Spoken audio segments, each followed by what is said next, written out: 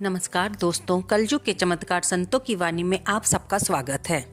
दोस्तों, आज हम शुरू करेंगे श्रीमद् भगवद गीता का तीसरा अध्याय। अथ तीसरा अध्याय प्रारभ्यते कर्म योग।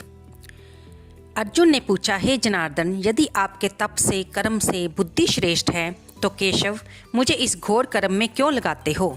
मिले हुए वचनों से आप मेरी बुद्धि को भ्रम में डाल रहे हो। निश्चय करके मुझे बतलाइए जिससे मैं कल्याण को प्राप्त हों। श्री कृष्ण जी बोले, हे निष्पाप अर्जुन, मैं पहले ही समझा चुका हूँ कि इस लोक में दो प्रकार की निष्ठा कही है। एक तो सांख्य वालों का ज्ञान योग और दूसरा योगियों का कर्म योग। कर्मों का प्रारंभ ना रहने से ही कोई निष्कर्म नहीं कहलाता और कर्मों का त्याग करके संन्यास करने से ही किसी को सिद्धि नहीं मिल जाती। मनुष्य क्षण भर भी कर्म किए बिना नहीं रह सकता। प्रकृति के गुण ही सब मनुष्यों को कुछ न कुछ कर्म करने में लगाते हैं। जो अज्ञानी कर्मेंद्रियों को रोककर आत्म चिंतन करने के बहाने विषयों की चिंता करता है, वह पाखंडी मिथ्याचारी कहलाता है। हे अर्जुन, जो इंद्रियों को मन से दमन कर और विषयों में प्रवृत्त ना होने देकर उनसे कार्य लेता है, वह कर्म योग का अभ्यास कहलाता है और श्रेष्ठ कहलाता है। अपने धर्म के अनुसार नियमित कर्म करो, बिना कर्म किए तुम्हारे शरीर का निर्वाह नहीं हो सकता। हे कौन्तेय, यज्ञ के निमित्त किए जाने वाले कर्मों को छोड़कर जितने भी कर्म हैं उनसे मनुष्य को बंधन होता है। अतएव तुम फल की इच्छा त्याग कर यज्ञ के लिए कर्म करो। सृष्टि के आरंभ काल में ब्रह्मा जी ने यज्ञ सहित प्रजा को उत्पन्न कर प्रजा से कहा था कि यज्ञ आदि कर्म करके वृद्धि को प्राप्त होंगे। यही सब कर्म तुम्हारे निमित्त कामधेनु होवेंगे। इस यज्ञ से तुम देवताओं को संतुष्ट करते रहो और देवता भी तुमको संतुष्ट करेंगे। इस प्रकार परस्पर बर्ताव करते हुए तुम और देवता कल्याण को प्राप्त होवोगे। यज्ञ आदि कर्मों से प्रसन्न होकर देवता इच्छित सुख की सामग्रियां देंगे, परंतु उनके दिए हुए दान को जो बिना उनको भोग लगाए ग्रहण करता है वह चोर है। पंच महायज्ञ करके जो शेष बचा हुआ भोग ग्रहण करते हैं वे सब पापों से मुक्त हो जाते हैं, और जो अपने निमित्त ही अन्न बनाते हैं वे पापी पुरुष पाप को ही भक्षण करते हैं। अन्न से प्राणियों की उत्पत्ति होती है। अन्न मेघ से उत्पन्न होता है। मेघ यज्ञ द्वारा जल बरसाता है और यज्ञ की उत्पत्ति कर्म से होती है। कर्म की उत्पत्ति ब्रह्मा से हुई है और ब्रह्मा अक्षर परमात्मा से। इस कारण सदा सभी पदार्थों में रहने वाला जो ब्रह्म है वह सब यज्ञों में प्रस्तुत है। हे पार्थ, इस प्रकार चलाए हुए कर्म के चक्कर के अनुसार जो नहीं चलता है वह पापमय है। जो पुरुष आत्मा में ही रत रहता है और आत्मानंद अनुभव से तृप्त रहता है उसे कुछ भी कार्य शेष नहीं।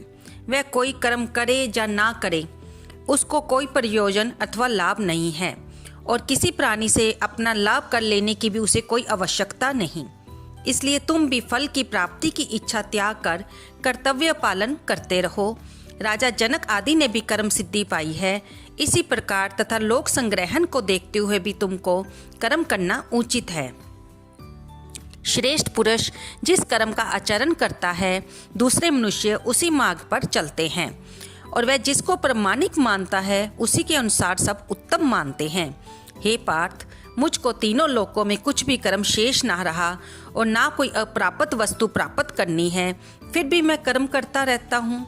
यदि हम ही आलस्यमय होकर कर्मों को नहीं करेंगे तो मनुष्य हर प्रकार से हमारे ही पथ का अनुसरण करेंगे। जो मैं ही ना करूं तो सब लोग भी ना करने से नष्ट हो जाएंगे। इससे मैं ही वर्ण शंकरों में उत्पन्न करने का हेतु बनकर प्रजा को नष्ट करने वाला समझा जाऊंगा। जिस प्रकार अज्ञानी फल की इच्छा करके कर्म करता है वैसे ही फल की इच्छा ना करते हुए ज्ञानी को लोक शिक्षा की इच्छा करते हुए कर्म करना उचित है।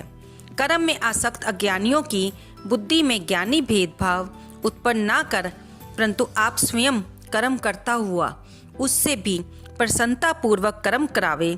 हे अर्जुन, सब कर्म प्रकृति के गुण से ही उत्पन्न होते हैं, परंतु जिनकी बुद्धि अहंकार से भ्रष्ट है ऐसे मूर्ख लोग समझते हैं कि हम करता है, परंतु जो गुण और कर्म के विभाग को सच्चा तत्व जानता है वह ज्ञानी पुरुष ये समझकर इसमें आसक्त नहीं होता, क्योंकि गुणों का खेल तो आपस में हो रहा है।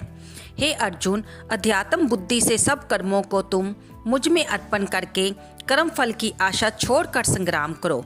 जो पुरुष श्रद्धा पूर्वक मेरे वचनों पर दोष दृष्टि ना करके मेरे इस मत के अनुसार आचरण करते हैं वे लोग कर्म बंधन से निश्चय मुक्त हो जाते हैं, और जो अज्ञानी इस मत पर दोष दृष्टि रखते हुए इसको ग्रहण नहीं करते वे संपूर्ण ज्ञान से रहित हैं, उनको नष्ट हुआ जानो।